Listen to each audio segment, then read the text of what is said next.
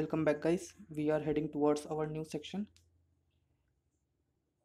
GS में ये section होता है पॉलिटी का, तो इस पे हम कुछ लेक्चर्स और वीडियो करेंगे, थोड़ा जिससे रिवीजन हो मेरा भी आपका भी। और ये एग्ज़ाम रेलिवेंट ज़्यादा होते हैं। जो हमने पिछले 2 लेक्चर्स किए थे वो थोड़ी बेसिक लॉजिक टॉक्स थे, जिसमें थोड़ा कॉन्स्टिट्यूशनल हिस्ट्री हमें समझ आती है। इसमें हम देखेंगे अपना शुरू से जो अपना पॉलिटी का सिलेबस होता है उस पर हम लोग करेंगे, शुरू से लेके चलेंगे। और इसकी जो लाइनअप होगी और इसका जो कंटेंट है वो लक्ष्मीकांत बुक से लिया गया है, उसी पे बेसिस पे चलेंगे। जिस सीरीज़ में उस बुक में चीज़ें दी हुई हैं वैसे चलेंगे। तो आज हमारा पहला ये टॉपिक है मेकिंग ऑफ कॉन्स्टिट्यूशन। इसके पहले एक टॉपिक आता है हिस्टोरिकल बैकग्राउंड का, जिसमें वेरियस एक्ट्स होते हैं, government of India act, charter acts, और वो आप मॉडर्न हिस्ट्री में पढ़ सकते हैं, उसको हम लोग मॉडर्न हिस्ट्री में पढ़ लेंगे। यहाँ पे हम लोग शुरू करते हैं मेकिंग ऑफ कॉन्स्टिट्यूशन से। सो चलिए शुरू करते हैं। और ये मैं लेक्चर्स इसलिए बना रहा हूँ क्योंकि जब मैं बना रहा हूँ इसमें तो मेरी रिस्पॉन्सिबिलिटी थी कि मेरे से कोई चीज़ गलत ना हो, और मैंने ध्यान से चीज़ों को पढ़ा है। और जब आप कुछ पढ़ के आप इस मोटो से पढ़ते हैं कि किसी को आपको बताना है, समझाना है, तो आप उसमें ज़्यादा ध्यान से पढ़ते हैं और आपको चीज़ें ज़्यादा देर तक याद रहती हैं। तो आप भी ये ट्रिक कर सकते हैं, इसमें आपको कोई नहीं है, आप सिंपल सा चीज़ें अपना स्लाइड्स बना के चीज़ें ऐसी वीडियो बना सकते हैं। चलिए शुरू करते हैं। फर्स्ट एमसीक्यू, हम लोग एमसीक्यू फॉर्मेट से चलेंगे, एमसीक्यू लेंगे फिर उनका एक्सप्लेनेशन देखेंगे, ऐसे ज़्यादा चीज़ें समझ में आती हैं और क्वेश्चन का फॉर्मेट भी थोड़ा समझ में आएगा। First statement, it was in 1934 the idea of constituent assembly for India was put forward for the first time by B N Rao. 1934 में पहली बार कॉन्स्टिट्यूएंट असेंबली का आइडिया रखा गया था, लेकिन वो बी एन राव ने नहीं रखा था, वो एम एन राव ने रखा था। ध्यान करिएगा, नाम कन्फ्यूजिंग हो सकते हैं, ये एम एन राव ने रखा था। Second statement, the demand of assembly with all Indians was finally accepted in principle by the British government in what known as the August Offer 1940। ये बात सच है कि अगस्त ऑफर 1940 में ये डिमांड असेंबली की मान ली गई थी, लेकिन सब इंडियंस ने नहीं मानी थी। मुस्लिम लीग ने तो नहीं मानी थी, और भी कोई बहुत सारे सेक्शन थे जिन्होंने नहीं मानी थी। तो इसका आंसर होगा नन, इनमें से कोई भी स्टेटमेंट करेक्ट नहीं है। डिमांड फॉर कॉन्स्टिट्यूएंट असेंबली 1934 में पहली बार एम एन राव ने रखा था। एम एन राव बहुत बड़े स्कॉलर थे, कम्युनिस्ट मूवमेंट के काफ़ी ये पायनियर माने जाते हैं। और 1935 में इंडियन नेशनल कांग्रेस ने पहली बार ऑफिशियली डिमांड किया था 1935 में कॉन्स्टिट्यूएंट असेंबली का, कि इंडिया जो है वो अपनी कॉन्स्टिट्यूएंट असेंबली कॉन्स्टिट्यूशन बनाने के लिए कॉन्स्टिट्यूएंट असेंबली कॉन्स्टिट्यूशन बनाएगी, फ्रेम करेगी। ये ऑफिशियली 1935 में कांग्रेस ने कहा था। 1938 में जवाहरलाल नेहरू जी ने कांग्रेस के बिहाफ पे ये कहा था कि इंडिया के लिए कॉन्स्टिट्यूशन बनेगा, संविधान जो बनेगा वो किसी बाहर के इंटरफेरेंस से नहीं बनेगा, हमारे देश के लोग ही कॉन्स्टिट्यूशन बनाएंगे, और अडल्ट फ्रेंचाइज होगी। अडल्ट फ्रेंचाइज मतलब जो जिसमें सब वोट डालें, जो आज जैसे हम लोग 18 साल है तो 18 साल के ऊपर के सब वोट डालते हैं, अडल्ट फ्रेंचाइज है। लेकिन ये हो नहीं पाया था, अडल्ट फ्रेंचाइज नहीं हो पाई थी। इनडायरेक्ट इलेक्शन हुए थे प्रोविंशियल लेजिस्लेटिव असेंबली से।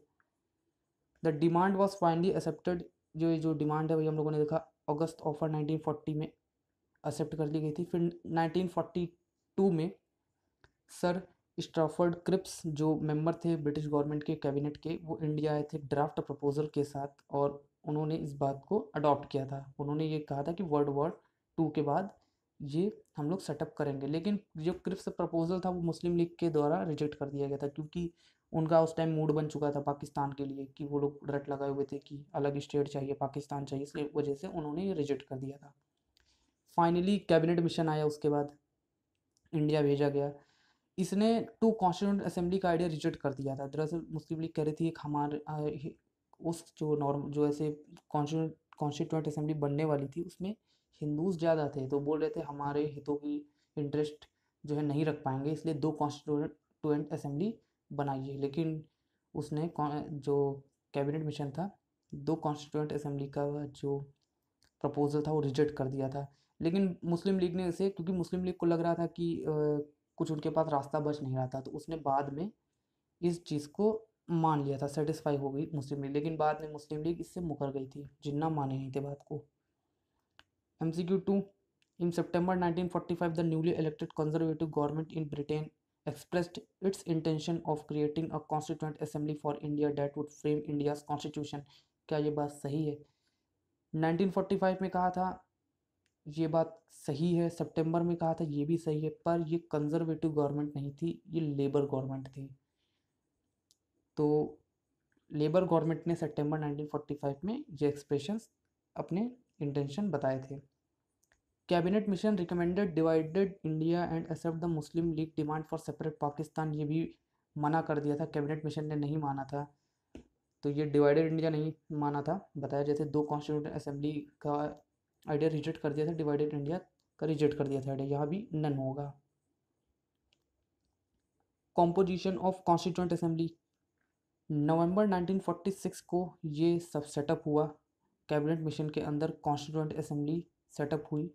टोटल स्ट्रेंथ इसकी रखी गई 389, बाद में एक कम हो गई थी जब पार्टीशन हो गया, तब ये कम हो गई थी, जिसमें से 296 were to be allotted to British India के लिए थी, यानी जो ब्रिटिश डायरेक्ट कंट्रोल करता है। 93 प्रिंसली स्टेट के लिए था। प्रिंसली स्टेट जहाँ राजा महाराजाओं वाले थे वो भी ब्रिटिश के अंडर ही आते थे, पर वो इनडायरेक्ट तरीके से कंट्रोल होते थे क्योंकि उन सब ने सब्सिडरी अलायंस साइन कर रखी थी।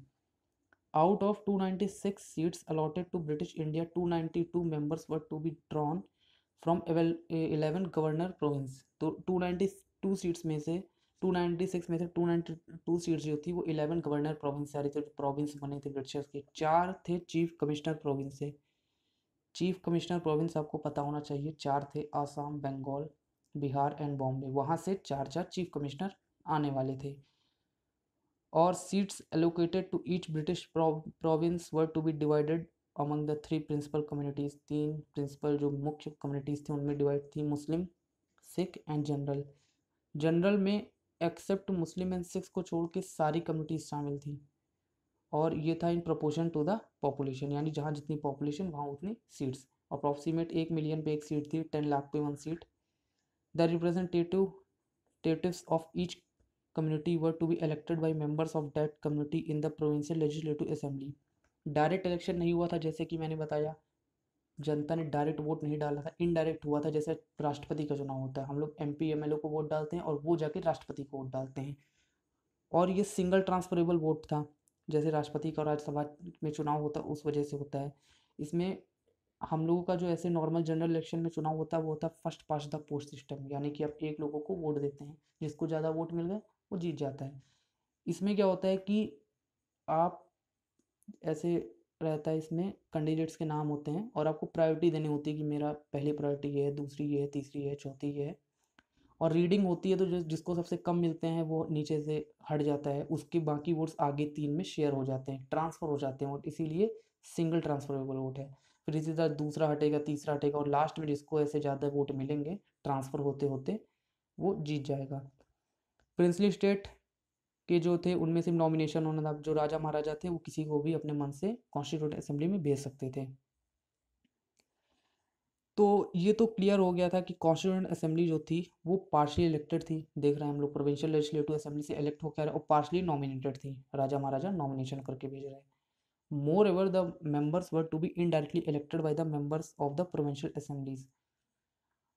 नेक्स्ट था the constituent assembly for 296 seat allotted to British India province were held in July August. इसके जो इलेक्शन हुए थे जो जुलाई अगस्त 1946 में हुए थे।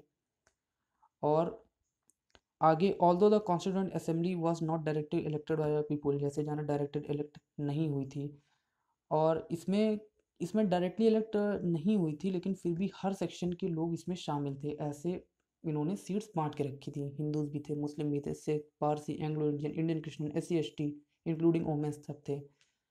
और ये सही भी था कि सबको संविधान बनना था, सबका रिप्रेजेंटेशन जरूरी भी था। शायद आज चल के कोई कह दे कि मेरी कम्युनिटी का एक भी इंसान कॉन्स्टिट्यूशन में नहीं था, इस वजह से कॉन्स्टिट्यूशन में कोई मेरे हितों के लेके बात ही नहीं लिखी गई है, ऐसा भी कोई बोल सकता था। इस वजह से सारे सेक्शंस को लिया गया था। The assembly included all important personalities of India except Mahatma Gandhi. Mahatma Gandhi को छोड़ के जितनी इंपॉर्टेंट पर्सनैलिटी थी सब असेंबली में थी। Come to the next MCQ. The Constituent Assembly held its first meeting on December 1946. क्या ये सही बात है? हाँ, बिल्कुल सही है। कॉन्स्टिट्यूंट असेंबली ने अपनी फर्स्ट मीटिंग रखी थी 1946 में। The Muslim league boycott the meeting, ये भी सही है, बाइकआउट कर दी थी मीटिंग को, लेकिन बाद में उन्होंने एक्सेप्ट कर ली थी। On December 1947 JL Nehru move the historic objective resolution in the assembly, ये गलत है, ये 47 ईयर नहीं है, अभी जानेंगे कौन सा ईयर है, तो इसका आंसर होगा only 1 and 2। Working of constituent assembly, the constituent assembly held it first meeting on December 9, पहली मीटिंग December 9 1946 में हुई थी। मुस्लिम लीग ने बाइकआउट कर दिया मीटिंग को, क्योंकि वो ये कह रहे थे मीटिंग में पार्टिसिपेट नहीं करेंगे, हमें अपना अलग पाकिस्तान चाहिए। द मीटिंग वॉज दस अटेंडेड बाई ओनली 211 मेंबर्स, जब मुस्लिम लीग ने पार्टिसिपेट नहीं किया तो सिर्फ 211 मेंबर्स ने पार्टिसिपेट किया। असेंबली के जो पहले प्रेसिडेंट बने थे वो डॉक्टर सचिदानंद सिन्हा बने थे, क्योंकि ये सबसे असेंबली में ओल्ड थे। एक परंपरा, एक सम्मान रखने के लिए सबसे ओल्ड है उन्हें बना देते हैं, लेकिन ये टेम्परेरी बने थे, एक दिन के लिए बने थे। बाद में दरअसल ये फ्रेंच में होता है, फ्रेंच प्रैक्टिस है कि जो सबसे ओल्ड है उसे बनाना चाहिए। उनको एक दिन बना के डॉक्टर राजेंद्र प्रसाद परमानेंट बन गए, हमारे प्रेसिडेंट बन गए असेंबली के। इसी तरह both SC Mukherjee and VT Krishnamachari ये वाइस प्रेसिडेंट बने थे इलेक्शन के, असेंबली के, सॉरी। आपको याद रखना है कि हमारी कॉन्स्टिट्यूंट असेंबली में एक प्रेसिडेंट थे और 2 वाइस प्रेसिडेंट थे। December 13 1946 को, 47 में नहीं 46 को जवाहरलाल नेहरू ने हिस्टोरिक ऑब्जेक्टिव रेजोल्यूशन, ये ऑब्जेक्टिव रेजोल्यूशन क्या है? ऑब्जेक्टिव रेजोल्यूशन का मतलब था, जैसे प्रियम्बल है, आज प्रियम्बल प्रिकर्सर है, ये ऑब्जेक्टिव रेजोल्यूशन प्रिकर्सर है प्रियम्बल का। ऑब्जेक्टिव रेजोल्यूशन ये बताता है कि कॉन्स्टिट्यूशन हमारा फिलॉसफी, मतलब फिलॉसफी क्या है इसकी, मतलब एक नहीं कह सकते हैं, समरी एक टाइप का कह सकते हैं, फिलॉसफी कह सकते हैं, टॉर्च की तरह काम करता है कि संविधान होगा कैसा। कि उसी में था कि सेकुलर, मतलब सेकुलर तो उस टाइम नहीं था, ऐसे बातें की थी कि माइनॉरिटीज़ के राइट को सुरक्षित करेंगे और किसी में भेदभाव नहीं करेंगे, ऐसी टाइप की फिलोसफल बातें लिखी हुई थी।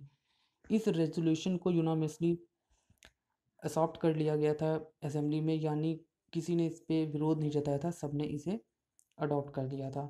और यही कैसा शेप होगा, क्या होगा, किसी स्टेज पे क्या होगा, ये सब ऑब्जेक्टिव रेजोल्यूशन बताता है हमें। Next MCQ 4, the constituent assembly became the first parliament of free India. क्या हमारी कॉन्स्टिट्यूंट असेंबली हमारे पहली पार्लियामेंट की तरह काम कर रही थी? ये सही है बिल्कुल, क्योंकि जो पहली पार्लियामेंट जो हमारी थी वो कॉन्स्टिट्यूंट असेंबली ही थी, क्योंकि उस टाइम पे ये साथ में एक तरह का पार्लियामेंट के भी लॉस को बना रही थी, देश जो चलाना था। It has been formed for one specific task making the constitution of free India. क्या सिर्फ एक यही स्पेसिफिक टास्क था? मैंने जैसे बताया, नहीं, कॉन्स्टिट्यूशन के बनाने के साथ साथ पार्लियामेंट की तरह भी एक काम वो कर रही थी। Muslim League never entered the constituent assembly, गलत ये है स्टेटमेंट। बाइकआउट किया था शुरू में, बाद में मुस्लिम लीग भी जुड़ गई थी, तो इसमें होगा only 1 correct. Next, the assembly also became a legislative body. हमने जैसे कहा कि लेजिस्लेटिव बॉडी भी थी, लेजिस्लेटिव बॉडी मतलब कानून बनाने वाला। अब 2 साल 11 महीने 18 दिन लग गए हैं कॉन्स्टिट्यूशन बनाने के लिए, उस टाइम कुछ तो लॉ बनने चाहिए ना, देश कैसे चलेगा।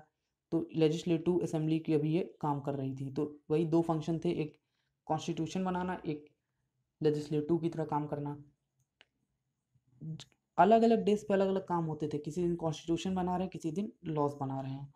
और जब कॉन्स्टिट्यूशन बनता था तो डॉक्टर राजेंद्र प्रसाद इसे चेयर करते थे, और जब लेजिस्लेटिव का कोई काम होता था तो GV मावलंकर साहब जी से करते थे। ये फंक्शन चलता रहा, 2 फंक्शन 19 नवंबर 26 1949 तक, जब तक कॉन्स्टिट्यूशन बन के तैयार नहीं हुआ। कॉन्स्टिट्यूशन जब बन रहा था साथ में और भी कई चीज़ें की, जैसे रेक्टिफाई किया अपने को membership of Commonwealth in May 1949। हम लोग चाहते तो कॉमनवेल्थ का पार्ट बनते ना बनते, पर हम लोग बने।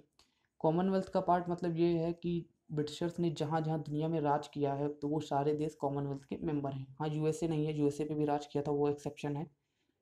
और हमें जानना होना चाहिए कि जहाँ जहाँ कॉमनवेल्थ मेंबर्स होते हैं ना, वहाँ हाई कमिश्नर होता है, वहाँ एम्बेसडर नहीं होता। आप देखेंगे अपने यहाँ कोई कहेंगे हाई कमिश्नर है, कोई कहेंगे एम्बेसडर है। तो कॉमनवेल्थ के जो मेंबर है वहाँ हाई कमिश्नर होता है, और अदर कंट्रीज जहाँ पे होता है वहाँ एम्बेसडर होता है। नेशनल फ्लैग हम लोगों ने पहले ही अडॉप्ट कर लिया था 1947 में। 26 जनवरी 1950 के 2 दिन पहले 2 चीज़ें अडॉप्ट की थी, national anthem and national song. इसी असेंबली में राजेंद्र प्रसाद जी को पहला प्रेसिडेंट चुना था जनवरी 24 1950 तक। अब ये इस ऐसा क्यों हो रहा था, क्योंकि देखिए कि कॉन्स्टिट्यूशन तो बन के तैयार हो गया था, लेकिन हमारे जो जनरल इलेक्शन हुए थे वो तो सन 1951 में हुए थे। तब तक ये एक इंटरिम गवर्नमेंट की तरह काम कर रही थी, तो इस वजह से इसने डॉक्टर राजेंद्र प्रसाद जी को पहला प्रेसिडेंट चुना था। 11 सेशन हुए थे इस असेंबली के, 11 मंथ 18 दिन लग गए थे, 2 साल। Constitution maker has gone through the constitution of about 60 countries, 60 देशों का कॉन्स्टिट्यूशन पढ़ा था। उस समय मेहनत थी उन लोगों में।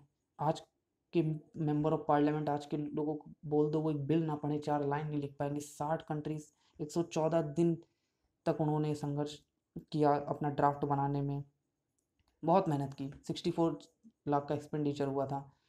ऑन जनवरी 24 1950 कॉन्स्टिट्यूंट असेंबली का फाइनल सेशन हुआ। 2 दिन बाद रिपब्लिक डे था, ये फाइनल सेशन था। तब भी मैंने बताया ख़त्म नहीं हुई थी, क्योंकि आम चुनाव हुए थे 1951-52 तक। तब तक ये न्यू प्रोविंशियल पार्लियामेंट की तरह काम करती रही थी। नेक्स्ट MCQ, ये कमेटीज़ देख लीजिए। Steering committee doctor Rajendra Prasad head कर रहे थे, बिल्कुल सही। Sorry, state committee negotiation state से करना, ये क्या जवाहरलाल नेहरू जी कर रहे थे? आप कहेंगे ये गलत स्टेटमेंट है, यहाँ सरदार पटेल होना चाहिए, लेकिन ये बिल्कुल सही स्टेटमेंट है, यहाँ गलती हो जाती है। ये JL नेहरू जी ही कर रहे थे, अभी आप आगे देखेंगे। Union constitution committee JL Nehru. Advisory committee on fundamental right, minorities and tribal excluded, ये सभी सही कमेटी है। कमेटीज़ याद कर लीजिए, इसमें कोई लॉजिक नहीं है। करेक्ट। वैसे जब में जो इंपॉर्टेंट कमेटीज़ होंगी उनके इंपॉर्टेंट मेंबर्स होंगे, जैसे अम्बेडकर जी, सरदार पटेल, कॉमन सेंस की बात है। ये मेजर कमेटीज़ हैं हमारी।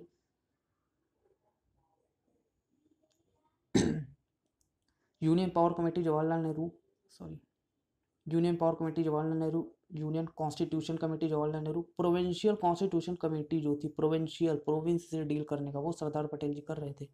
Drafting committee important, BR Ambedkar, ये सबसे इंपॉर्टेंट कमेटी है, इसके मेंबर्स भी जानेंगे, पूछ लेता है। और ये बाकी कमेटी है, JB Kripalani, fundamental rights, minorities की SC मुखर्जी। ये जो मेजर कमेटीज़ है ना, इनको तो याद कर ही लेना चाहिए। ये डायरेक्ट पूछ लेते हैं मैच द फॉलोइंग में। अब ड्राफ्टिंग कमेटी, ये इंपॉर्टेंट है। ड्राफ्टिंग कमेटी का मतलब ड्राफ्ट कॉन्स्टिट्यूशन का कैसा होगा, ढांचा कैसा होगा कॉन्स्टिट्यूशन का, इस पे बात हुई थी। ये सेटअप की गई थी अगस्त 29 1947 में। ये था वही ड्राफ्ट बनाने का इसको टास्क मिला था, और इसमें 7 मेंबर्स थे। काफ़ी इंपॉर्टेंट कमेटी है। BR अम्बेडकर चेयरमैन थे। N गोपाल स्वामी अयंगार, अलादानी Alladi Krishna Swami Iyer, doctor KM Munshi, Syed Mohammad Saadullah, N Madhava Rao, इन्होंने रिप्लेस किया था BL मित्तल को, जो इल डेथ की वजह से इन्होंने उस कमेटी से हट गए थे। फिर T कृष्णामाचारी, इन्होंने DP खैतान को किया था। तो ये आप सब याद कर लीजिए। ड्राफ्टिंग कमेटी ने काफ़ी प्रपोजल रखे थे। पहला इन्होंने अपना ड्राफ्ट तैयार करके फरवरी 1948 में रखा था। Next MCQ, doctor BR Ambedkar introduce the final draft of the constitution in the assembly on November 4 1948। बिल्कुल सही स्टेटमेंट है। 1948 को फाइनल ड्राफ्ट रखा गया था। पहला रखा गया था फरवरी में, फिर उसके बाद रखा गया अक्टूबर में, और लास्ट रखा गया नवंबर 4 1948 में। जिस दिन ये ड्राफ्ट फाइनल रखा गया, तो उस दिन 299 में से 284 मेंबर ने क्या, जो उस दिन प्रेजेंट थे, उन्होंने क्या साइन कर दिया था? ये गलत है। ऑन डेट डे नहीं था, इन्होंने साइन किया था जाके 24 नवंबर को, ये सब साइन हुआ था। नवंबर 4 को नहीं हुआ था, तो इसमें only one. The proposal of various committees prepare the first draft, वही बोला, फर्स्ट ड्राफ्ट फरवरी 1948 में आया था। People of India were given 8 month. ये सबके मतलब उस टाइम सबका एडवाइस भी लेनी थी, सबका देखना था, क्रिटिसिज्म भी देखना था, फिर उनको लिया गया। फिर दूसरा ड्राफ्ट अक्टूबर में आया 1948 में, और फिर उसके बाद नवंबर में आया था। कॉन्स्टिट्यूशन का enactment, BR Ambedkar introduce the final draft, हमने कहा फाइनल ड्राफ्ट रखा गया था। जनरल डिस्कशन हुआ था, सेकंड रीडिंग इसकी हुई थी, और इसमें 7653 अमेंडमेंट किए गए थे, जिसमें से 2473 अमेंडमेंट जो किए गए थे उस ड्राफ्ट में, वो डिस्कस किए गए थे। इतने ज़्यादा मेहनती थी वो लोग, जैसे कि मैंने कहा। तो नवंबर 14 1949 D R Ambedkar move the motion, उन्होंने फिर वहाँ मोशन मूव किया और मोशन पास्ड हो गया। मोशन जो पास हुआ नवंबर 26 1949 को, इसी दिन 284 मेंबर्स ने साइन किया जो थे प्रेजेंट थे उस दिन। एंड इन द प्रियम्बल ये डेट मेंशन है which the people of India in the constitution assembly adopted, enacted and give to themselves this constitution. Enforcement of the constitution ये था कि जब हमारा कॉन्स्टिट्यूशन तो लागू हुआ 26 जनवरी 1950 को, लेकिन बन के तैयार तो हो गया था 24 नवंबर को। तो ये उस टाइम जब ये बना था तो उस टाइम तुरंत कुछ प्रावधान लागू कर दिए गए थे, क्योंकि जैसे सिटीजन से बाकी उनसे भी तो काम होने थे ना, इलेक्शन का, provincial parliamentary, temporary and transitional provisions, ये सब आर्टिकल्स हैं, आप देख लीजिए। इन सबसे रिलेटेड जो चीज़ें थी वो तुरंत लागू हो गई थी जब कॉन्स्टिट्यूशन बना था नवंबर 26 हो गए, और बाकी का कॉन्स्टिट्यूशन लागू हुआ था जनवरी 26 1950 को। इससे हम लोग रिपब्लिक डे बनाते हैं। और ये 26 तारीख इसलिए रखी गई थी क्योंकि हिस्टोरिक तारीख थी। हिस्टोरिक इस वजह से थी क्योंकि 1930 में ही इसी तारीख के दिन कांग्रेस ने पूर्ण स्वराज डिक्लेयर किया था अपने लाहौर सेशन में। नेक्स्ट एमसीक्यू देखते हैं। कॉन्स्टिट्यूएंट असेंबली का क्रिटिसिज्म भी हुआ था। किस बात पे क्रिटिसिज्म हुआ था? ये एक सोवरेन बॉडी नहीं है। क्या इस बात पे क्रिटिसिज्म हुआ था? सोवरेन बॉडी मतलब जो किसी के दबाव में काम ना करे, जिसका ऊपर कोई मालिक ना हो, जो उसे एडवाइस ना करे, वो अपने मन से अपने काम कर सकती है। तो क्या ऐसा था? क्या कॉन्स्टिट्यूएंट असेंबली सोवरेन बॉडी नहीं थी? जी हाँ, बिल्कुल ये सोवरेन बॉडी नहीं थी, क्योंकि ये कहा गया कि एक तो ये जिस प्रपोजल से सेटअप हुई, वो प्रपोजल ब्रिटिशर्स के द्वारा लाया गया है। दूसरी बात, उसके कुछ सेशन ऐसे होते थे जिससे ब्रिटिशर्स से परमिशन लेनी पड़ती थी। सेकंड, डोमिनेटेड बाई हिंदूज, तो ये भी कहेगा कि इसमें सब हिंदू ही बने हैं। लगभग 180 के आसपास हिंदू थे इसमें। मुस्लिम्स की जनसंख्या कम थी, सिख्स की कम थी। और ये तो लॉजिक सी बात थी, हिंदू ज़्यादा थे, इस वजह से हिंदू को ज़्यादा सीट्स मिली थी, लेकिन इसका क्रिटिसिज्म हुए थे। मेंबर्स और नॉट डायरेक्टली इलेक्टेड, ये तो था ही कि मेंबर डायरेक्टली इलेक्टेड नहीं हुए हैं, प्रोविंशियल लेजिस्लेटिव असेंबली सेलेक्ट होते हैं, तो ये सारे से क्रिटिसिज्म सही हैं। Criticism of Constituent Assembly, not a representative body. The critics have argued that the Constituent Assembly was not a representative body as its members were not directly elected by the people of India on the basis of universal adult franchise. Sovereign body नहीं थी। Time consuming कहा गया इसे, कि बहुत time ले लिया, 2 साल 11 महीने 18 दिन। इसे ड्रिफ्टिंग कॉन्स्टिट्यूशन कहा गया था। अहमद साहब ने इसे ड्रिफ्टिंग कॉन्स्टिट्यूशन कहा था। ड्राफ्टिंग से ड्रिफ्टिंग, धीरे धीरे चले। नॉमिनेटेड बाय कांग्रेस, यहाँ तक कि कहा गया कि the assembly was Congress and the Congress was India, क्योंकि कांग्रेस का उस समय ज़्यादा दबदबा था, कांग्रेस को ही ज़्यादा सीटें मिली थी चुनाव में भी, जब ये कॉन्स्टिट्यूंट असेंबली के चुनाव हुए थे। लॉ पॉलिटिशियन डोमिनेशन था, इसमें बहुत सारे पॉलिटिशियंस थे और लॉ मेकर थे। तभी देखेंगे कि हमारे संविधान की भाषा बहुत कठिन है। इंग्लिश तो छोड़ दीजिए, अगर किसी को हिंदी में भी संविधान दे दिया जाए तो नहीं समझ पाएगा, लॉयर वाली भाषा टाइप लिखी हुई है। तो ये भी कहा गया कि ऐसा बल्कि टाइप बना दिया गया है और इतनी टफ लैंग्वेज है कि आम आदमी भी नहीं समझ पाए। और डोमिनेटेड बाय हिंदूज, चर्चिल ने कहा था कि ये डोमिनेटेड बाय हिंदूज है, केवल कॉन्स्टिट्यूशन जो पार्टी वो ओनली वन मेजर कम्युनिटी को शो करती है। 58th कॉन्स्टिट्यूशनल अमेंडमेंट ऑफ 1987 से क्या हुआ था? क्या आर्टिकल 394 ए जोड़ा गया था? क्या हिंदी लैंग्वेज में कॉन्स्टिट्यूशन को ट्रांसलेट किया गया था, शॉर्ट टाइटल? तो देखिए ये दोनों सही हैं, 1 एंड 2 ओनली, क्योंकि शुरू में कॉन्स्टिट्यूशन इंग्लिश में बना था, बाद में ओरिजिनली जो था ये कोई इंग्लिश में था। फिर 58th कॉन्स्टिट्यूशनल अमेंडमेंट ऑफ 1987 हुआ था, तब जाके 394 आर्टिकल जोड़ा गया और हिंदी में इसे ट्रांसलेट करवाया गया था। इसमें पार्ट 22 में ये आर्टिकल जोड़ा गया था। Originally, the Indian Constitution, like any other federal constitution, provided for a dual polity and contained provision with regard to the organization and power of center and states.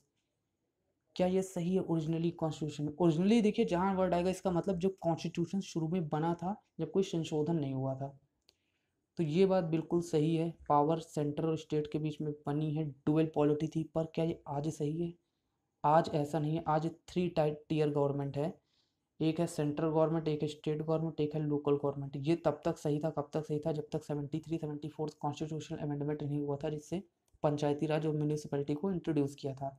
तो अपने यहाँ 3 टीयर गवर्नमेंट चलती है। Originally था, इस वजह से statement correct है। The relation between executive and legislature have been largely drop from British constitution. ये भी सही है, एग्जीक्यूटिव लेजिस्लेचर का जो रिलेशन का है वो हम लोगों ने ब्रिटिश कॉन्स्टिट्यूशन से लिया है, तो इसका बोथ सही होगा, बोथ 1 और 2। Next MCQ, government of India act 1935 से क्या क्या चीज़ें ली गई थी? तो फेडरल स्कीम ये ली गई थी गवर्नमेंट ऑफ इंडिया एक्ट, आप पढ़ें या आप मॉडर्न हिस्ट्री में पढ़ें, आप कहीं से पढ़ें देखें, उसमें फेडरल स्कीम का जिक्र हुआ था, सब्जेक्ट्स का डिस्ट्रीब्यूशन, तो ये सही है। जुडिशरी, जी हाँ ली गई थी उससे। गवर्नर्स, ये भी लिया गया था। इमरजेंसी पावर, ये भी लिया गया था। पब्लिक सर्विस कमीशन, ये भी लिया गया था। इमरजेंसी पावर्स, कुछ लोगों को डाउट होगा कि ये तो जर्मनी से लिया गया था, लेकिन emergency power government of India 1935 से ही लिया गया था, क्योंकि जो जर्मनी से लिया गया है वो लिया गया कि फंडामेंटल राइट्स जो है वो सस्पेंड हो गए इमरजेंसी में, ये लिया गया है। इमरजेंसी पावर्स ब्रिटिश के गवर्नमेंट ऑफ इंडिया 1935 से लिया गया, तो इसका हो जाएगा ऑल। नेक्स्ट एमसीक्यू, फेडरेशन के फीचर्स क्या है अपने इंडियन कॉन्स्टिट्यूशन में? फेडरेशन मतलब जहाँ पावर हो और पावर डिस्ट्रीब्यूट कर दी जाए कई सारे स्टेट्स में, तो फेडरेशन हो जाता है। यूएसए का फेडरेशन है एग्रीमेंट ऑफ स्टेट्स, तो वहाँ पे स्टेट्स को बहुत ज़्यादा पावर है। तो अगर ये फेडरेशन हो रहा है तो कॉमन सी बात है लिस्टेड सिस्टम होना चाहिए। लिस्टेड सिस्टम मतलब कि ये सेंटर की लिस्ट है, ये स्टेट की लिस्ट है, इस पर सेंटर कानून बनाएगा, इस पर स्टेट कानून बनाएगा, दोनों एक दूसरे में इंटरफेयर नहीं करेंगे। तो अगर फेडरेशन है तो लिस्ट सिस्टम होना बहुत ज़रूरी है, वरना यही लड़ाई होती रहेगी कि किस पे कौन लॉ बना पाएगा, कौन लॉ नहीं बना पाएगा, तो ये बहुत ज़रूरी है। रिटन कॉन्स्टिट्यूशन होना भी बहुत ज़रूरी है, क्योंकि दो लोगों के बीच में अगर कोई पावर्स बट रही हैं तो एग्रीमेंट होना बहुत ज़रूरी है, और एग्रीमेंट रिटन होना चाहिए, तो ये भी सही है।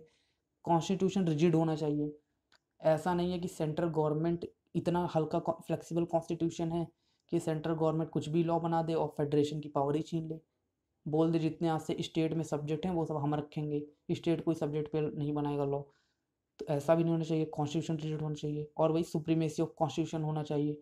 ऐसा भी नहीं कि कॉन्स्टिट्यूशन है तो लेकिन सुप्रीम पार्लियामेंट है, ऐसा भी नहीं होना चाहिए, कॉन्स्टिट्यूशन सुप्रीम होना चाहिए। जुडिशरी इंडिपेंडेंट होनी चाहिए, ऐसा नहीं कि सेंट्रल गवर्नमेंट के अंदर जुडिशरी काम कर रही है, अगर उसके अंडर में है तो कोई विवाद होगा वो हमेशा सेंटर को फेवर करेगा और स्टेट्स को नहीं फेवर करेगी जुडिशरी, तो इंडिपेंडेंट जुडिशरी होने भी जरूरी है। तो अपने इंडियन कॉन्स्टिट्यूशन में फेडरेशन के ये सारे फीचर्स आपको मिलते हैं, तो आंसर होगा all. Next MCQ, parliamentary government जो अपने इंडिया में, इसके क्या फीचर्स हैं? Presence of president and PM, ये बिल्कुल सही है। पार्लियामेंट्री फॉर्म ऑफ गवर्नमेंट में प्रेसिडेंट और पीएम होता है अपने यहाँ, ये फीचर है अपने यहाँ। प्रेसिडेंट अपने यहाँ नॉमिनल हेड होता है, एक तरह से कह सकते हैं नॉमिनल क्या, ये इनडायरेक्ट इलेक्शन चुना जाता है लेकिन असली पावर इसके पास होती नहीं है। जो पीएम होता है डिफैक्टो होता है, इसके पास असली पावर होती है। इंग्लैंड में उनका जो हेड होता है वो उनकी क्वीन है और उनकी पोस्ट हेरिडेटरी है। Collective responsibility of the executive to the legislature, बिल्कुल सही है, एग्जीक्यूटिव की जवाबदेही बनती है, लेजिस्लेचर एग्जीक्यूटिव से क्वेश्चन पूछ सकता है पार्लियामेंट में या कहीं भी। Members of minister in the legislature, membership क्या होती है? बिल्कुल होती है, अपने यहाँ मेंबरशिप होती है हर एमएलए एमपी की।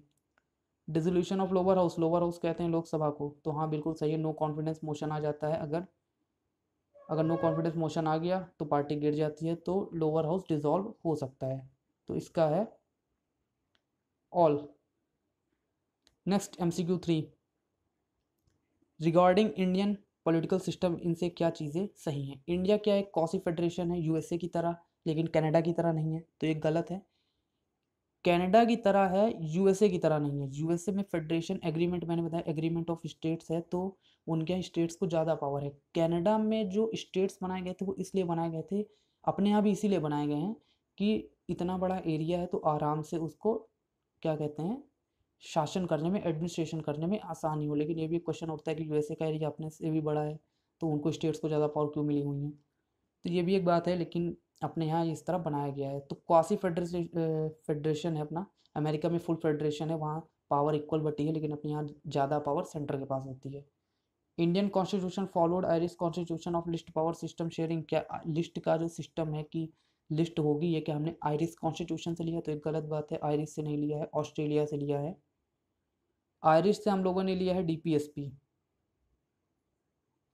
तो ये कहाँ से क्या लिया गया है ये देख लीजिएगा, ये काफ़ी इंपॉर्टेंट होता है। Third, India become a republic on August 15 1947 ये गलत है। 19 अगस्त 15 1947 को हम लोग डोमिनियन हुए थे, रिपब्लिक हम लोग हुए थे 26 जनवरी 1950। सो इसमें कौन सा, नन, इसमें कोई भी सही नहीं है। सो दैट्स ऑल, ये हमारा पहला लेक्चर था मेकिंग ऑफ कॉन्स्टिट्यूशन को लेके, और आगे भी इस तरह लेक्चर लेके आएंगे, लेकिन आपको भी बुक से पढ़ते रहना है। इसका कंटेंट लक्ष्मीकांत से, उसी के बेसिस पे हम लोग चीज़ें करेंगे। आगे के फॉर्मेट में हम लोग, अगला हमारा होगा salient features of the constitution, salient features of the constitution, उसके बारे में बात करेंगे और देखेंगे उसके बारे में। So stay tuned, thanks a lot.